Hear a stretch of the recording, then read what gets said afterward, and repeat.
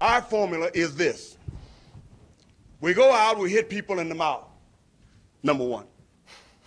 Number two, we hit them in the mouth, they hit us back harder, and we go 5-10.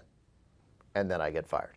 Mike Singletary fired after the most important 49er game in years on Sunday, where they were defeated by the St. Louis Rams. They played like crap. They scored 2 touchdowns, one of them on a punt return, which was very skillful by Ted Ginn Jr., and the other one on a long pass to Michael Crabtree that I'm convinced was for another player. It was a pass to Vernon Davis, whizzed past his head. So they scored essentially one long touchdown on a punt return, which is great, and then another one by accident.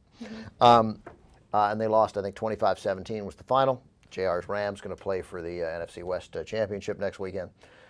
The great thing would have been the 49ers would have been 6-9, and they would have then been playing for the NFC West crown next week. But they're not. They're 5-10. They lost. JR? Well, it's a good day because, my Rams won. I was rooting. The thing is, I like Singletary, but 5% of me was like, I want him to do well because I know if he lost that game, it was over. I want him to do well, too, but he's not good at this job. It's just we got to shrug our shoulders. We love all the Mike Singletary. I can't control this piece of crap. We love the Mike Singletary stuff. Can't do it. Can't do it.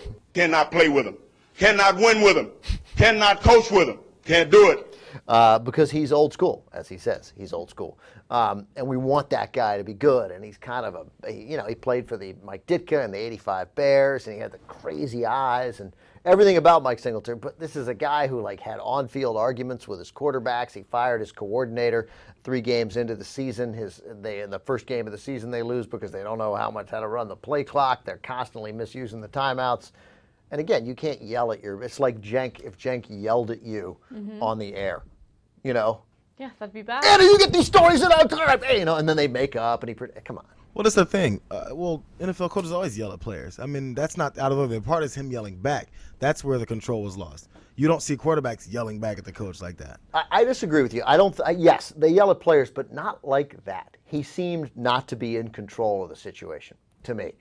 You have not sort of, and literally on the field, screaming matches with your quarterback. Who else has done that? No, and if they have done it, I suspect they lost that's the their thing. job. I think it's weird because I saw it completely differently. It looked like he wasn't yelling. It looked like his quarterback was yelling at him. Troy Smith was yelling, yeah. And then he was the calm one singing. I said, well, he's got to get. Well, he lost it. He's got to get a little bit. He lost it a little bit, too. And then when Ted Ginn came up in that video and started hitting Troy Smith with the towel in the face, I didn't quite know. I didn't feel like that was helping. I think Troy Smith was trying. Ted Ginn was trying to help, but it didn't. Anyway, I just mean that happened on a Mike Singletary team, and it didn't seem unusual that sort of player dispute happened on a Mike Singletary team. That's all. Look, I'm with you. I want him to be good. I think the body of evidence suggests they were generally thought to have the most talent in their division. They had a disastrous season. They're 5. I just hope he gets another chance. I guess is the bottom line. And I don't know what capacity he'll get that chance. If he's going to be another assistant somewhere and then get a better system. He doesn't know anything about offense. Yeah. That's clear. And so he goes and be's a defensive coordinator. And if he's a successful one, I think there's a good chance he'll get another job. Lord knows, failed white coaches get job after job after job after job. I agree with you. Mike Singletary deserves another chance. I just think this one was an unimpressive first effort, except for the fact that we loved his quotes. This was him. Was this yesterday after getting fired, or we don't even know? Because I saw a different video where it looked like he found out about his firing in his car. It was like a night scene. I don't think. So I think this is right after the game. He doesn't know he hasn't been fired yet, at least. Okay. When he's talking about the game. You know what? I don't really know about coaching etiquette. I'm sure there's the right way and there's the wrong way. In today's life, there are many different rules or being politically correct. All I know is us trying to win a football game. And the bottom line is you have to do what you think is right. You have to go with your gut. And if you don't do that, then I think you regret a lot of things later on. So it's just a thing people say. Mm-hmm. And in this case, this is a dangerous thing that people say. You have to go with your gut. You have to do with what you think's right. And then followed by obviously you should do what you think's right. That seems good. You have to go with your gut? No, you don't. Going with your gut. You know who went with his gut? George Bush. Yeah, don't go with your gut. That always leads to disaster. Yeah, if you have a gut instinct, it might be right, but here's what you do. Try and think practically about it. Exactly. So, but it's a thing that people instinctively like. We like Mike Singletary because he's a guy who went with his gut. But who doesn't go with his gut? Bill Belichick. Bill Cowher. They don't go with their gut. Those are football coaches who are good at their jobs. You know who doesn't go with his gut at all? Barack Obama. He should go with his gut a little more. Just, but I mean, you know, you want to find a balance, but we respond to that thought, that sort of instinctive, visceral, I'm not going to ruin this moment or ruin the planning by meticulously tearing something apart.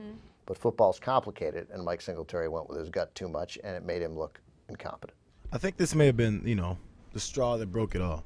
Was I heard during that game, Mike Singletary's daughter is engaged to the safety from the Rams, Ashimogo Tagwe. Yeah. I always mess up his first name. Who knows if I said that right? Yeah, and they thought that Tagwe, when he was a free agent this year, would go to the Niners because that was such a logical place. But see, that's the next thing. How does a man let his daughter marry someone in the same division, a division rival? It just doesn't work out. All of a sudden, that to be fired on the basis of that alone. Yeah, but now he's no longer a division rival. So I mean, you can't do it. I mean, Mike Singletary might end up coaching the Rams or being the defensive coordinator of the Rams at some point. Mike Singletary's fate was sealed long before the Ram game. This was a disastrous season from day one.